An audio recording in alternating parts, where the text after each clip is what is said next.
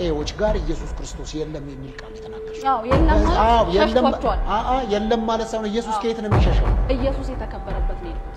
ምንድነው ኢየሱስ የተከበረበት? ኢየሱስ ፕሮቴስታንት ላይ አልተከበረ። ኢየሱስ ሰዎችን እንኳን አይደለም የሚያከብሩት እኮ ኢየሱስ ጴንጤ አገልጋዮች ጋርና ጴንጤ ጋር መንፈስ ቅዱስ የሚባል ነገር የለም። ኦኬ ራይት። ስንት ነው ዳቱ? እዳይ ከ100,000 ብር በላይ ነው። ቸርቻችን አያት ነው። ስንት? ቆይ ኤግዛክትሊ ቁጥሩን ንገሪኝ። 100,000 ይበልጣል። ስንት ነው ንገሪኝ ቁጥሩ። ተለያየ። ከዚህ በኋላ ስልኮቻችሁን ይሄ ምንድነው ሞባይል ባንኪንግ ይሄ አክቲቭ አድርጉ። አሜን።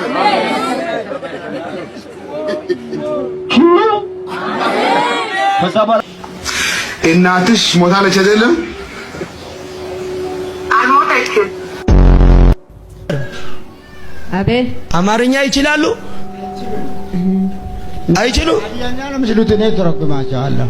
አንተ ትተረጉማል? አዎ። በእንግሊዘኛ ላውራ? አይደለም በአማርኛ። እኔ ብዙ ብር እፈልጋለሁ። እግዚአብሔር ሰው እኔ ብዙ ሰዎችን መርዳት ከ100,000 ብር በላይ ነው። ቸርቻችን አያት ነው። ስንት? ቆይ ኤግዛክትሊ ቁጥሩን ንገሪኝ። 100,000 ይበልጣል። ስንት ነው ንገሪኝ ቁጥሩ። ተለያየ። እኔ ተበደረ 150 አካውንት አለሽ? አካውንት ስንት ነው? ስልኬም ዝግ ነው። አካውንቴ ስልኬ ላይ ነው ሴቭ የሆነው። አካውንት ነው ታውቂው? ለምን ነው የማትከፍቺው? ዝግ ነው ስልኬ። ጠላት ነው የዘጋው። ክፈቹ። ተዘጋጁ። ስልካችሁን አዘጋጁ። ይሄን 150,000 ብር አሁን ነው የምንከፍለው። አላባሹ ደጋባሪ ሐሳብ ሁልቅ አርጎ የሚሄድ ሰው አይቻል። አፈትልኮ የሚያመልጥ ሰው አይቻል። ከሱስ የሚያመልጥ ሰው አይቻል። ከገመድ የሚያመልጥ ሰው አይቻል። ይሄን ፒፕል ጋጡት። እሺ በደንብ አርጋችሁ ጋጡት። ይሄ የደነቆረ የደነዘዘ ፒፕል በደንብ አርጋችሁ እለቡት። በሙድ አካውንትሽ የትኛው ነው ምናምን ብለህ የራስ አካውንትስ ብሩን ትከተዋለህ አይደል? አይ ሄኖክ በቃ ጫፌን ቁጭ ብላችሁ በቃ ይሄን ህዝብ ላይ በየቀኑ አዳዲስ ነገር ክሬት እያደረጋችሁ ትጫወቱበታላችሁ አይደል? ከዛ በኋላ ብሩን ሁለታችሁ ትካፈላላችሁ። ይሄ ምስኪን ፒፕል ምንም ባላየበት ዕዳ የእናንተን የጫትና የመጠጣችሁን ገንዘብ ይከፍላል አይደል? አይ የኢትዮጵያ ህዝብ እንዲህ መቀለጃ ሆነ ትቀራለህ። የማንም ጦጣ የማንም ዱርዬ ይበለው የና አህያ ህዝብ። ከምሬ ነው። እኔ በጣም ነው ማዝነው። እስከ መቼ ነው ግን የሚገባችሁ? አረ ንቃ ትውልድ፣ አረ ንቃ። እዚህ ቸርች ውስጥ ቁጭ ብለህ ተዘፍዝፈ የእነዚህን ተረት የምታዳምጥ መቼ ነው የምትነቃው? ለማንኛውም እንደ ፍጥርጥራችሁ አዋጡ። ጣል ጣል አርጉ። ምመን ለነሱ ለበርጫ ጣል ጣል አርጉላቸው። ቀልደኛ እንዲህም አይነት ሃይማኖት አለ። አይ ጴንጤዬ። ለማንኛውም በነካ እጅ እስቲ የኢትዮጵያንም ዕዳ ባሰረስክ እንደዛው እና የእናንተ ቀልዳችሁ አልቅ መቼም። እኔ የሚያሳዝነኝ ፒፕሉ ነው። ምን አይነት እንደው የደነቆረ ፒፕል እንደሆነ እዚህ ውስጥ የተሰበሰበ ጠቅላላ በጣም ያሳዝናል በእውነት። ኢትዮጵያ እንደነዚህ አይነት ሰዎች መቀለጃ ሀገር ሆኗ መቅረቷ በጣም ያሳዝናል። ለማንኛውም ሰላም። ጴንጤዎች ጋር ኢየሱስ ክርስቶስ የለም የሚል ቃል ተናገርሽ? አዎ የለም ማለት የለም ማለት ሳይሆን ኢየሱስ ከየት ነው የሚሸሸው? ኢየሱስ የተከበረበት ነው ያሉት። ምንድነው ኢየሱስ የተከበረበት? ኢየሱስ ፕሮቴስታንት ላይ አልተከበረ። ኢየሱስ ሰዎችን እንኳን አይደለም የሚያከብሩት እኮ ኢየሱስ ጴንጤ አገልጋዮች ጋርና ጴንጤ ጋር መንፈስ ቅዱስ የሚባል ነገር የለም። ኦኬ ራይት። ይሄ ነገር ከሌለ አንቺ እኮ ይሄ ነገር የተገለጠብሽ ጴንጤ በሆንሽበት ሰዓት ወይም ኢየሱስ ክርስቶስን ጌታና ዳኝ የግል ገዢ አድርገሽ በተቀበልሽበት ሰዓትና ጊዜ ነው ይሄ ጸጋ ባንቺ ላይ ማኒፌስት ያደረገው። ታዲያ እንዴት ነው አንቺ ላይ ይሰራል ሌሎቹ ላይ ይሰራል ይያልሽ? እንደዛ ማለት እና እንደነገርኩ እኔ በዝማሬነት ነው ሄጄ ማገለግል። ሳገለግል ያው ጸጋው ስላለ አቆምና ሰዎች ይፈወሱ። ከዛ ለምን ዘማሪ አልሽ? አንቺ እኮ ዘማሪ አለሽ ብያየን። አንቺ እኮ ነብይ ነሽ፣ እንዴት ዘማሪ? አይ ጊዜው አይደለም። እኔ ደግሞ አይ ጊዜው አይደለም አንድ ፈራለው። ይሄ ነብይ የሚለውን ነገር እውነት ለመናገር በጣም ነው የሚፈራው። እኔ ዘማሪነቴ ነው ዘማሪ ነኝ። በዘማሪ ጸጋ እያገለገልኩ እና በዘማሪነት ጠርቶኝ ነው የምሄደው። ሄጄ አንቺ እኮ ነብይ ነሽ በቃ ጉድ ይሆናል። እየዘመርኩ አቁሜ ለባለራዕዩ መልእክት አመጣለሁ። ወይ ጉድ በቃ ይታበዳል፣ ጉባኤው ያብዳል። አንቺ ነብይ። ከዛም በሚቀጥለው ዘማሪ ቢለው ትተው ነብይቱ ባለ ብሎ ይጠሩኛል። ኧረ በእግዚአብሔር ምናምን እላቸዋለሁ። እኔ እኮ ጊዜው አይደለም አይነት ነገር እላቸዋለሁ ማለት ነው። አትበሉኝ ከማለት በቃ ጊዜው አይደለም። ስለዚህ አንቺ ነብይ አልነበርሽም፣ ዘማሪ። እኔ ዘማሪ ነኝ። ጸጋ ተገልጧል። ጸጋ ስለተገለጠብኝ ደግሞ ነብይ አይደለሁም። እኮ ምልሽ ማንም አንድ ዘማሪም እኮ የእግዚአብሔር ነገር ይገለጥበታል። ልክ እንደዛ ዝማሬም እኮ ጸጋ ምንም እየተዘመረ አጋንንት ይወጣል፣ እየተዘመረ እኮ በሽተኞች ይፈወሳሉ፣ እየተዘመረ ሰዎች ይጽናናሉ። ግዴታ እኮ በትንቢትና በምናም ብቻ ሳይሆን በመዝሙር ትንቢታዊ ነው እኮ መዝሙር ብዬ ስለማውቀው ስም ስላለው እዛ ውስጥ። ስለዚህ እዛ ነብይ የተባለው ነገር የሐሰት ነው ማለት ነው። እኔ አልቀበለውም ሳይሆን አሁን በቀደም የቀረብሽበትን ሚዲያ ነብይቷ ታዋቂዋ ነብይ ነው ሰው ፕሮቴስታንቶች ላይ እንደነገርኩ ነብይ ሲሉ እንደነበረ ነው እኮ። ነብይ አልነበርሽ? እኔ ነብይ አይደለም። በጣም ጥሩ መስጠት በጣም ጥሩ። ከዚሁ ጋር ተያይዞ ምን ላሳልሽ፣ አሁንም ራሱ ታወሪልኝ ሰዎች ላይ አገታቸው ላይ ሰሪ ልክታቸው ገባል። ያበጠ እግር ማሸሽ ነበረ፣ አጋንንቶች ወጡ ነበር፣ ብዙ እግዚአብሔር ነገር ባንቺ ገለጥ ነበር። ይሄን ታምኛለሽ? በእርግጠኝነት እግዚአብሔር ነበር ይሰራልሽ ነበር። እግዚአብሔር መንፈስ ሰዎች እኮ ከበሽታና ከአጋንንት ነፃ የሚያወጣው። ጥሩ። ይሄንን ደግሞ ካልሽ ታዲያ ምን ብለሽ ተናገርሽ? ጴንጤ አገልጋዮች ጋር እና ጴንጤ ጋር መንፈስ ቅዱስ የሚባል ነገር የለም። እንደዛ ማለት አይደለም። ኢየሱስና መንፈስ ቅዱስ እንደሱ ነው ማለት ሙሉ በሙሉ ኢየሱስ የለም እንደዛ እንደማለት አይደለም። እሺ፣ ኢየሱስ የተቆጣቸው መንፈስ ቅዱስ የሸሻቸው መንፈስ ቅዱስ የሸሻቸው ጴንጤ ያሳይሽ ይችላል። የተናገርሽው ቃል በቃል ጴንጤዎች ጋር ኢየሱስ ክርስቶስ የለም የሚል ቃል ተናገርሽ። የለም ማለት ሸሽቷቸዋል። የለም ማለት ሳይሆን ኢየሱስ ከየት ነው የሚሸሸው? ከነሱ ከልባቸው ሸሽቷል። ለምሳሌ ፐርሰናል ሰዎችን ነው አይደለም። አብዛኛው ጴንጤ ስትይ ወደ እንግዲህ 24 ሚሊዮን ከዛ በላይ ይገመታል አይደል ጴንጤ የሚባለው። ስለዚህ ይሄ ሁሉ ህዝብ ጋር ኢየሱስ የሚባል የለም ብለሽ ነው የምታስበው?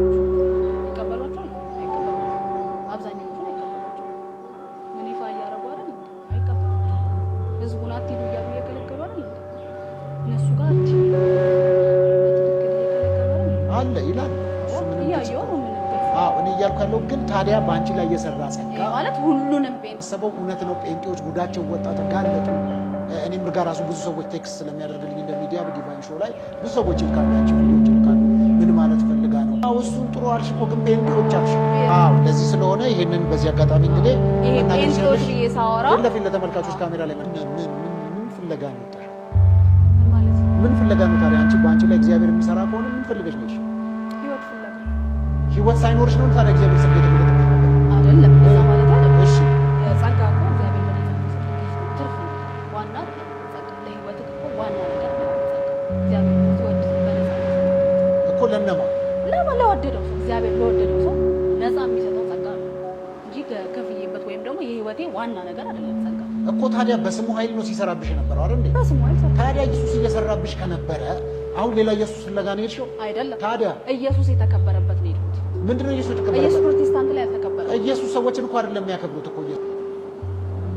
ከዚህ በኋላ ስልኮቻችሁን ይሄ ምንድን ነው ሞባይል ባንኪንግ ይሄ አክቲቭ አድርጉ።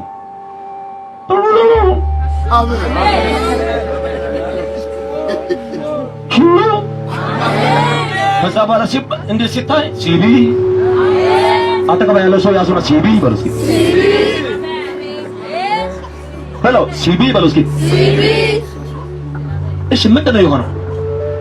ዛሬ እኔ እዛች ጋር እቁብ ነበር ጥዬ ስመጣ ትላንትና አመን ብያለሁ። ዛሬ ደግሞ ባለቤት እዚህ ሆና ከጫኖ የመጣ አገልጋይ ነበር፣ እንደሱ ተመሳሳይ አገልግሎኝ ነበርና ከዛ ወደዚህ እኔ ሲመጣ የቤተ ክርስቲያኑ ዋና ራው ጋር ወደ ታች መጋቢው ነበር እዚህ ጋር ኤልያስ አብረው ወደ ታች ሲሄዱ እኔ ከዛ ወደዚህ የመጣ ነው። ስልክ ላይ አሁን የሆነ ድምጽ ትተው ስል ሰማና ሚራክል ሆነ አለ። ሚራክል ሆነ አለ ስልኩ ላይ ትተው አለ የሆነ ድምጽ። ከዛን ሃሌሉያ ከዛን ከላይ ለሁለት ወደ ታች የመጡ ነበር። እኔ ከዛ ወደዚህ የመጣው ከነሱ ጋር ለገናኝ ስል ሚራክል ነው ያስልኩ ስል እኔ አውጥቼ ሲያይ 17348 ብር ቀጥ ብሎ ገብቷል።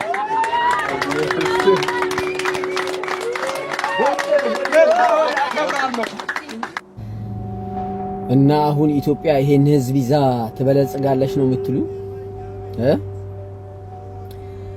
አረ ቢያንስ እንኳን በወላይትኛ አድርገው ይሄንን ሰው አይስማን። ይሄን እንዲህ አይነት ስብከታችሁን ሰው አይስማን። ምን አለ በደርግ ጊዜ ቢሆን፣ እውነቴን ነው። አንዳንዴ በደርግ ጊዜ ቢሆን የሚያስብል ነገር ነው የሚያስብ።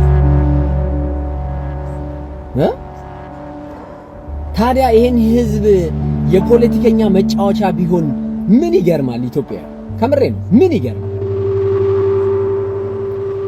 እውነቴ ነው። በሌላ ሀገር ቢሆን እኮ ይሄ ፍጹም እኮ ወንጀል እኮ ይሄ የኮመርሻል የባንክን ገንዘብ እንዲያባዛለው ፓስፖርት ይሄ በእግር መርገጥ በጣም ሀገሪቷ በህገ መንግስቷ ላይ ያስቀመጠቻቸውን ክብር ያላቸውን ነገሮች ትልልቅ የሀገሪቷ ዋና የኢኮኖሚ ምንጭ የሆኑትን ነገሮች ላይ መቀለድ በሌላ ሀገር እስር ቤት ያስገባል።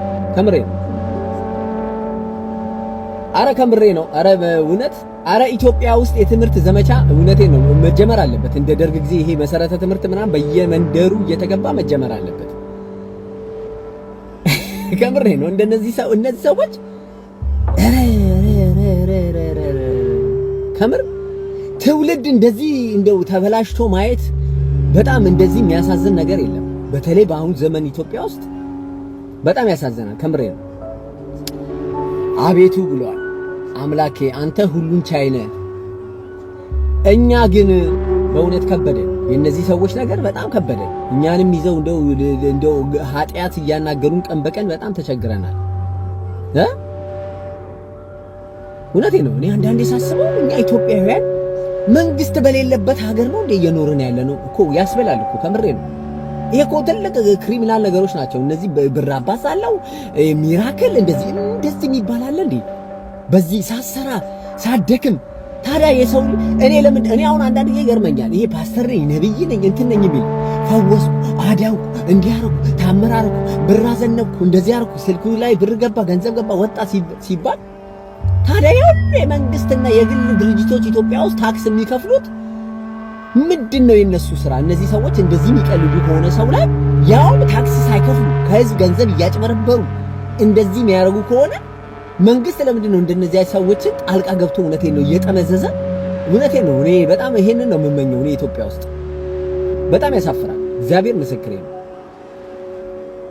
አረ ጴንጤዎች እውነቴን ነው ብችሉ እኛ ይኸው በማናውቀው ቋንቋ ስበኩ።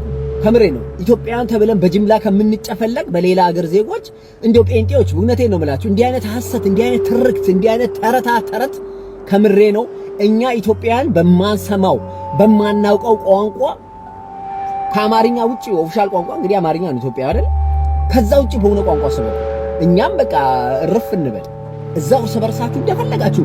መቼም ልሳን እንናገራለን አይደል የምትሉ ልሳን እንዲሆነ እንዲህ ተናገርኩ አይደል የምትሉ እንደው በሱ እንኳን ተናገሩ፣ እኛን ስለማናውቀው ትርጉሙን ማለት ነው። ከምሬ ነው። አያችሁ እኛ ኦርቶዶክሳውያን ለዚህ ነው ጾም ምን ጾመው ጸሎት ምን ጸልየው ምን እውነቴን ነው ምን ላችሁ ወደ ፈጣሪ የምናደርሰው። ከምሬ ነው።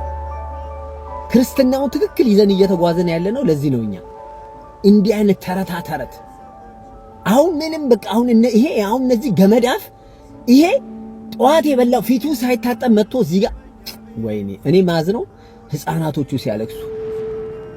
አረ ጭካኔ! ይሄ እኮ እውነቴን ነው። ይሄ እኮ ህግ ቢኖር እንደ ድሮ እንደ ደርግ ጊዜ አይነት ዘመን ቢኖር ይሄን እኮ እየቀጠቀጥክ ወስደህ ይሄ ብሔራዊ ውትድርና በለው ምን ይሄ እዛ ወስደህ ጥይት ይሄው ማገዶ ነበር የምታረገው። ይሄን ወስደህ ከምሬ ነው። አሁን ዲፈልቷል እኮ እንዲህ አይነት ደደቦች እኮ ሀገሪቷ ላይ እንዲህ ተጠራቅመዋል። መንግስት እውነቴን ነው የምልህ አሁን የሆነ ጦርነት ሲነሳ እነዚህ ሰብስበህ ወስደህ ሴቱን ወንዱን ሰብስበህ እነዚህ ወንዱን ማታገል ሴቱን እዛ ለእንደነዚህ አይነት ደደቦች ምግባዋ ስትቀቅል እዛ ትኑር። ከምሬ ነው። እኔ በጣም አዝናለሁ። እውነቴን ነው። አሁን እነዚህ ተቆጥረው ነው እኛ ኢትዮጵያውያን 150 ሚሊዮን ገባን 110 ሚሊዮን 20 ሚሊዮን እየተባለ የሚቆጠረው። እውነቴን ነው። በሁሉም ቦታ ኢትዮጵያ ውስጥ ትምህርት ተደራሽነት ያስፈልጋል። አረ ሀገሪቷ እውነቴን ነው በጣም ብዙ መሀይቦች በዙ። በጣም ብዙ ከረባት አድርጎ መሀይብ ነው ተመረቁ ተብሎ ምርቃት ላይ ኮንግራጁሌሽን እንደው የምትለው ቃል እንኳን የማያውቅ ተመራቂ ነው ያለው እዚህ ጋር። በዩኒቨርሲቲ ደረጃ የሚመረቁት በየዓመቱ ስናያቸው መሳቂያ መሳለቂያ ነው። ከምሬ ነው። መቼ ነው የትምህርት ጥራት ተሻሽሎ እንደነዚህ አይነት ሰዎች እውነቴን ወደ ትምህርት ገበታቸው ሄደው እንደው እንዲያስተውሉ የሚደረገው? የሰው ልጅ እኮ ሳይማርም እኮ እንደው ሰው እኮ ወቅት ያስተምረዋል እኮ ጊዜ ያስተምረዋል እኮ። እንደነዚህ አይነት እንስሳ ግን ከየት ነው የመጡብን ኢትዮጵያ ውስጥ? ከምሬ ነው። እኔ ከሆነ አሁን እውነቴን ነው እዚህ ትልቅ ሀገር ላይ ቁጭ ብዬ እኔ በነበርኩ ጊዜ ኢትዮጵያ እንደዚህ ነበረች እንዴ እላለሁ። እንደዚህ ነገር አይቼ አላውቅም። ከምሬ ነው።